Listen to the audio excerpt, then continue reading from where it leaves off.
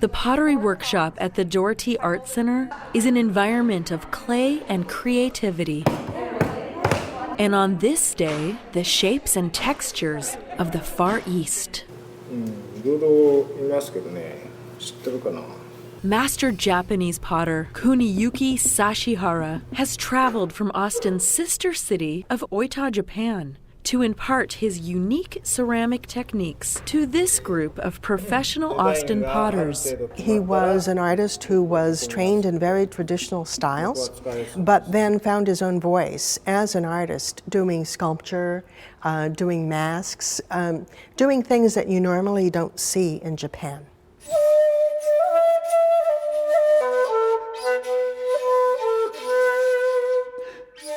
Sashihara's work includes not only decorative ceramic sculpture, but practical household items as well. One of the things that we noticed right away was that he uses different types of tools. One of the hallmarks of Japanese ceramics that we don't do here very much is the art of using wooden instruments to carve the clay surface. And so he gets some very unusual shapes as a result of using wooden paddles to shape the outer surfaces. And these are techniques that our artists here have never seen. Ceramic artist Robin Gary's workshop experience went beyond learning new pottery techniques.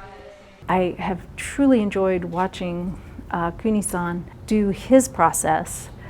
It makes it approachable. You don't have to worry about the end product. As he guides you through each of these steps, it really will make it easy for me as a teacher and instructor to guide other students in a similar process. The students have been overwhelmingly positive about his technique and his ability to teach. This cultural exchange between sister cities became a positive life and career experience for the teacher as well as his pupils. I've enjoyed everything since I've been in Austin, especially this workshop today and tomorrow. I'm having a lot of fun working with people that have been doing pottery for a while and have some skills. We can exchange knowledge and ideas and just talk and make things together. I'm really enjoying that. It was his first time visiting the US. It was his first time out of Japan. He said to us that he thought that he was going to finish his life quietly as a potter who made household wares, and then this happened, and this changed his life, and he said it will change his career in Japan. More than just a pottery class, this event became a celebration of cultural understanding and friendship. Our sister city committee paid for everything, the airfare, they provided housing, translation, all the meals for the artist while he's here.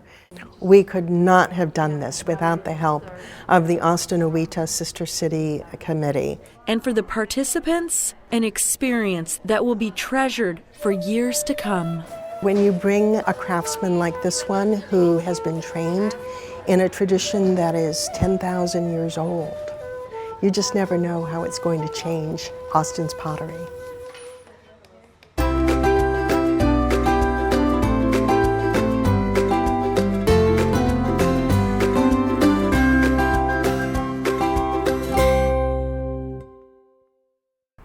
Beneath downtown's glittering high-rises, and beside its bustling roadways, 3 small park spaces offer relief from the city's concrete and asphalt.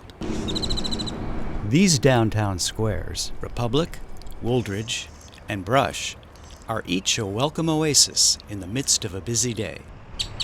They are also silent and often unrecognized guardians of Austin's origins and history. If you come to Wooldridge Square today and walk around it, you have no sense of the history at all. There's nothing telling the stories that are so significant about the founding of Austin in these squares. Austin Parks and Recreation and the Downtown Austin Alliance are teaming up to correct that. We have these 3 amazing downtown squares, city squares, that have this immense amount of history and both past and present in terms of the stories and the richness. And we call the project Our Austin Story, because through these 3 squares we really can tell the story of Austin. Edwin Waller in 1839 developed the first city plan for Austin, and in that plan he followed Philadelphia and established a grid system, 14 blocks by 14 blocks, 1 large square, which is the Capitol, and then 4 secondary squares,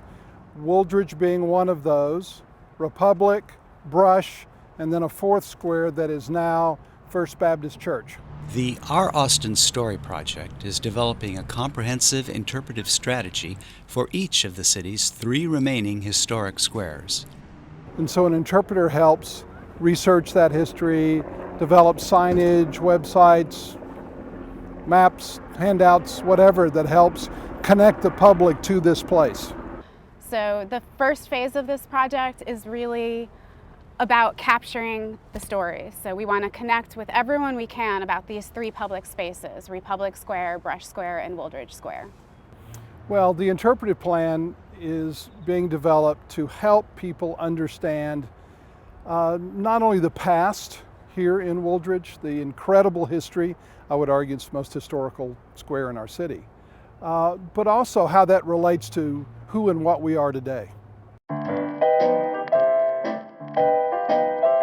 Regarded as one of the most important landmarks in Austin's African American history, Wooldridge Square is listed on the National Register of Historic Places.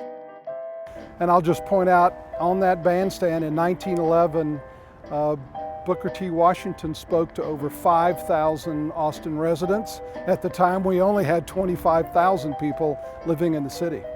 A gathering place for generations, Wooldridge Square has been a focus for politics, recreation, and even the birthplace of an icon of Austin popular culture. In 1968, September of 1968, there was a benefit held here, and it was a love-in.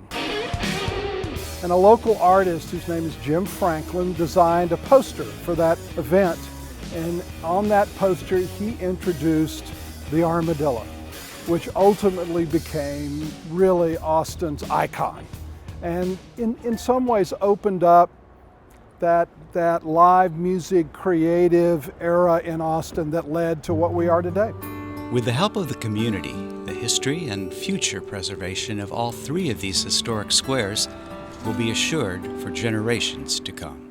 Understanding where you came from helps you connect with who you are, the place you're in, and where you're going. So part of it is also helping to connect and kind of build more civic pride for this city as a whole.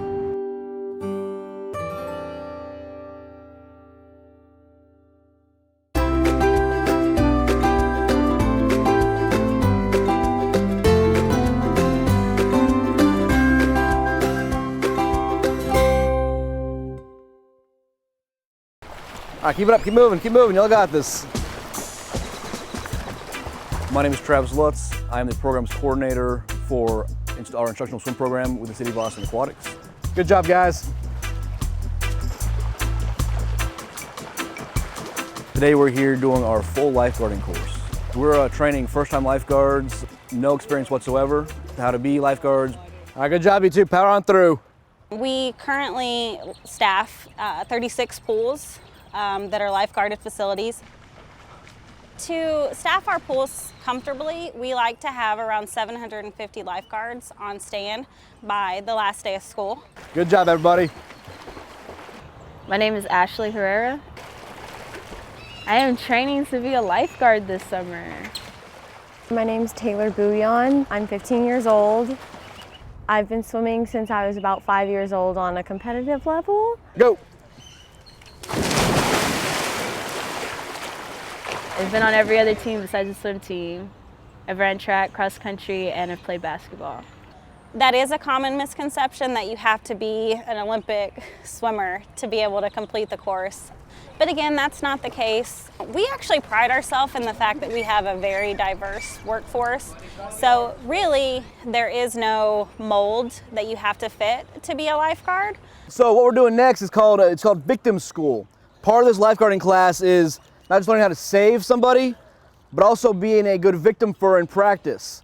During our trainings and in-services, you'll need to actually be a victim and be able to play a good victim. We put them through a 40-hour certification class for brand new lifeguards. After completion of the American Red Cross lifeguard certification course, they will have their American Red Cross lifeguarding and CPR and first aid for professional rescuers. All right, go ahead, pass the brick. The brick test was actually a lot harder than I thought it would be. I'd heard about it, but I didn't know it would be so difficult. I wouldn't say it's very hard. You know, you're working out so many muscles that honestly I didn't even know I had. Go, it's a race, go, go, go. Our candidates go through the 40-hour lifeguard certification course. Then we put them through another 4 hours of testing with our management team to make sure we feel comfortable with them being on stand. And then before they can actually work a shift, they go through another 2 hours of in-service. So, you know, they're really going through close to 50 hours of training before they ever sit on a lifeguard stand. Strong kicks, strong arms. Lifeguarding is a great job. If you want to get into the medical field, like a nurse, EMT, a doctor, it's a good place to start. Not just that, but it's a good place to get leadership skills. Come join the lifeguarding system, you know? It's a great thing to do for the summer. You get to meet new people and experience new things, and it's awesome. I think it's awesome.